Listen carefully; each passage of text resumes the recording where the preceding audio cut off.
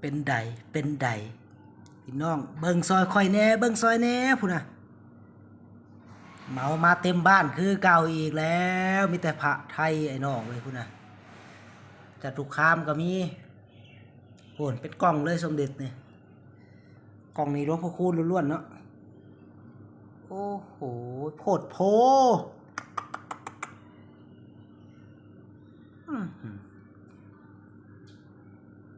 มาเด้อมาเด้อผู้ใดอยากแบ่งปันไอ้น้องมาเด้อเม็ดประคำก็มีนี่คือเก่าคือเก่าเนาะสนใจองค์ใดเนาะสายไทยล้วนๆโทนเต็มถาดก็มีเนาะ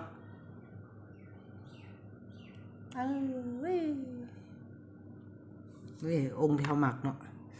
มีตะกุดพร้อมหลวงพ่อคูณเนาะสุดจัดประหลัดบอกเนาะหลายเลยเต็มห้องหมดแล้วตอนเต็มห้องหมดแล้วโอนสุดเข้มขัดเก่าเนาะมีทั้งงงมีทั้งงาโอน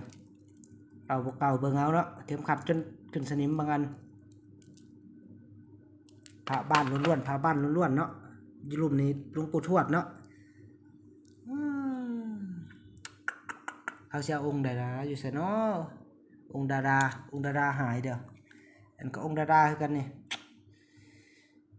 ลอยข้างวันละปีนี่ที่เด็ดมันอยู่นี่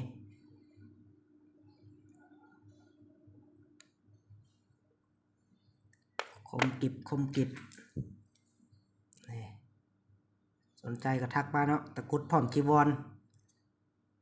จากที่เมียนซ้ายใดนะยังบ่ฮู้เนาะเบิ่งกันไปยาวๆนี่ไปฮู้บอกเนี่ยเราเก็ตลงพออย่างเด้อนี่เนาะพังตะกุดเอกโอ้หลาย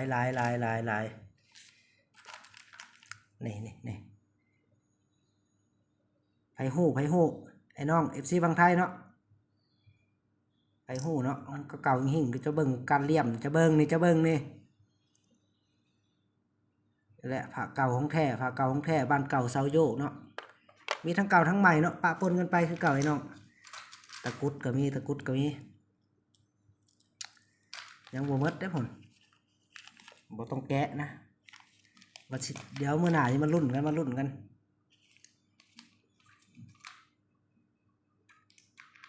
นี่หลวงพ่อแพรนะครับหลวงพ่อแพรสมเด็จหลวงพ่อแพรว่ากันไปอีกเบิ่งกันไปยาวๆเนาะโอ้มีหอนยาโมเฮ้ยปุ่น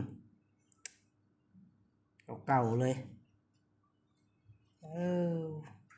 สุดจัดจตุคามรามทุ่งก็มีก็มาฮอดแล้วโคกดไลค์กดแชร์กดติดตามไว้เนาะเดี๋ยวเขาสิรีวิวให้เบิ่งกดโผสบายดีทุกคน